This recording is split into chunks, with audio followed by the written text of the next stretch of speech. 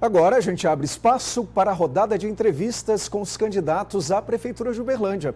Você tem acompanhado, os candidatos têm 10 minutos para responder as perguntas. A ordem das entrevistas foi acertada com assessorias por sorteio.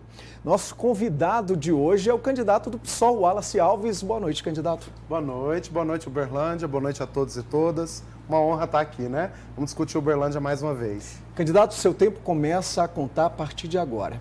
Candidato, o senhor tem dito que a saúde em Uberlândia tem a ajuda do município, tem a ajuda federal, mas tem pouca ajuda do Estado. E o que o senhor quer é atrair mais a ajuda do Estado. Só que Minas Gerais, para o ano que vem, vai ter um déficit fiscal de mais de 16 bilhões de reais. O senhor não acha que isso pode ser uma promessa que o senhor não vai poder cumprir? Déficit fiscal é o nome do momento, né? É quase que uma regra. Então, realmente, para nos recuperar da pandemia, nós temos que implementar novas medidas. E é por isso que a gente tem que falar em parceria com os nossos deputados e cobrar nossos representantes para fazer uma robusta reforma tributária no país. A gente tem que aproveitar os momentos de crise para superar aquele modelo que não está dando certo. Então, quer dizer, a pandemia foi um golpe duro? Foi, mas o nosso sistema já vinha capengando e entrando em colapso e a pandemia foi um empurrãozinho para isso acontecer. Se a gente tivesse um sistema realmente sustentável, em bases normais, a gente conseguiria passar por essa tribulação com mais tranquilidade, né? É o que a gente fala nas nossas famílias. No orçamento familiar, quando um filho fica doente, realmente tumultua toda a nossa vida. Mas se você tem planejamento, você consegue passar por aquilo sem passar fome. Então, a gente tem que pensar nessas novas políticas, né? Agora, a Prefeitura, o Estado e a União vão ter problemas de orçamento e, para isso, a gente tem que fazer um levante e discutir qual política tributária nós queremos daqui para frente, né? O senhor já se disse a favor de ocupações, mas diz também que é preciso um diálogo democrático com os entes políticos. O senhor não acha isso meio contraditório? O senhor é a favor da legalidade ou da ilegalidade? As ocupações são uma homenagem à legalidade, né? As ocupações, elas dão função social e quem, na verdade, patrocina esse cenário de ilegalidade é o poder público quando ele não faz expropriação e desapropriação. Então, a lei, ela dá o direito fundamental, mas ela também tem o dever e o preceito. O senhor fala do cumprimento da função social. O cumprimento da função social. Então, a partir do momento em que o Estado cumprir, de fato, essa regra e homenagear esse princípio em sua amplitude, a gente vai ter um Estado que realmente segue a lei e as pessoas não vão precisar mais se organizar em luta. Então, quando eu digo que eu respeito os assentamentos, apoio os assentamentos, é em homenagem a esse povo de luta, que quando o direito não é dado a ele, ele vai lá e faz acontecer. Quem está em falta e quem patrocina a ilegalidade é o poder público, é o prefeito que não vai lá e desapropria. O cidadão comum não tem o poder lá de sua casa de olhar se aquele imóvel está pagando os seus impostos para a prefeitura, de olhar se aquilo ali está cumprindo função social, de olhar se aquilo ali está trazendo algum resultado para a sociedade. E o poder público não faz isso historicamente, porque são modelos de gestões coronelistas, que só olham para os de cima. Então está lá na lei, a desapropriação serve para essas hipóteses. E essas hipóteses estão cheias, Uberlândia está cheia de lugar assim, abandonado, desocupado, sem função social, causando problema sanitário para a cidade, aglomerando barata e escorpião. Mas o senhor acha que mesmo assim deve ser invadido? Deve ser ocupado? Deve ser ocupado, porque a outra opção é aquilo ilegal, continuar... Candidato. Pois é, a outra opção é aquilo continuar na ilegalidade. Ilegal é o terreno que foi desmatado, então ele não está tendo função ecológica para equilibrar o nosso meio ambiente. Mas não seria o ideal antes já conversar antes de ocupar e talvez exigir a função social ou desapropriar antes da ocupação? O ideal é isso, mas quem conversa é o Estado. Quem conversa com o dono do lote é o Estado não faz, nunca fez. É isso, eu digo o senhor. Isso, não, aí no meu caso, sim. Quando o Wallace for prefeito, aí vai ser exatamente isso, as pessoas não vão precisar fazer ocupação, porque elas vão ter um governante que está olhando e fazendo essa desapropriação, essa expropriação. Então, nós vamos entrar na prefeitura e a primeira coisa é fazer essa avaliação, perceber quais áreas da cidade estão sem função social, quais áreas estão devedoras de imposto, quais áreas estão pagando um imposto subestimado, e aí é facão, desapropriação neles. Então, sim, quando eu falo que apoia as ocupações, na minha gestão, elas não serão necessárias, porque nós vamos colocar o Instituto da Desapropriação. Então, isso é bom colocar essa oportunidade. Estou a favor dos assentamentos, das ocupações, porque o Estado de Direito que a gente vive hoje não é de direito, porque os governantes não colocam os preceitos jurídicos em prática como deveria. Na minha gestão, isso não será necessário. Candidato, o PSOL sempre teve uma proximidade muito grande com os negros, com os moradores da periferia, com as mulheres e com a comunidade LGBTQIA+.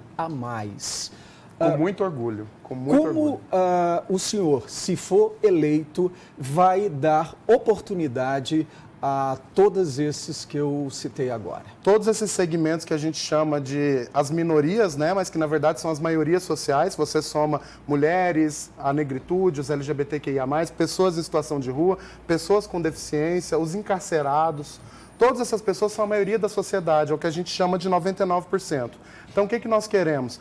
Incluir essas pessoas no calendário cultural da cidade, fornecer emprego e renda básica, então a gente tem um programa de renda social, a gente quer que essas pessoas tenham acesso ao empreendedorismo, então a gente está propondo medidas de incentivo fiscal para jovens empreendedores negros, negras, para a comunidade LGBTQIA+, poder empreender também, e para que as pessoas que já são donos de empreendimento, micro e pequenos empreendedores, tenham incentivo fiscal para contratar transexuais, travestis, que muitas vezes são relegadas à criminalidade. Então, a gente quer colocar essas pessoas na cidadania de fato, na dignidade, no pleno emprego, na renda e, principalmente, você citou aí setores da comunidade que produz cultura. E essa cultura não pode mais ser marginalizada. A gente não pode achar que a cultura que tem que estar lá no Teatro Municipal é a cultura das elites, muitas vezes com raiz europeia, e que a elite branca produz e gosta. Hoje o samba é muito aceito, mas o samba que andava com pandeiro nos anos 30 era preso porque samba era coisa de preto. Mas o senhor acha que isso não melhorou muito? Depende, com o samba já é aceito, mas se você fizer um baile funk lá no Dom Almir, a única ajuda do Estado que você vai conseguir é a viatura da polícia para bater no pessoal. Então depende. A sociedade brasileira demora muito para assimilar as coisas, principalmente quando tem um racismo estrutural envolvido, um machismo absurdo, uma masculinidade tóxica e LGBTfobia. Então, hoje você ainda tem gente aí que, mesmo gerando uma receita enorme, a parada LGBTQIA+, é totalmente criminalizada, né? O senhor falou aí de renda, eu gostaria de falar do auxílio permanente. O senhor diz que vai fazer uma transferência de renda dos cofres públicos direto para as pessoas. Mas a gente sabe que transferência de renda é difícil. Nós tivemos governos federais de esquerda que tentaram, implementaram, mas isso durou anos. O governo de direita agora, com essa pandemia, também tem tido muita dificuldade. Houve um valor de 600, depois de 300, não se sabe se isso vai continuar.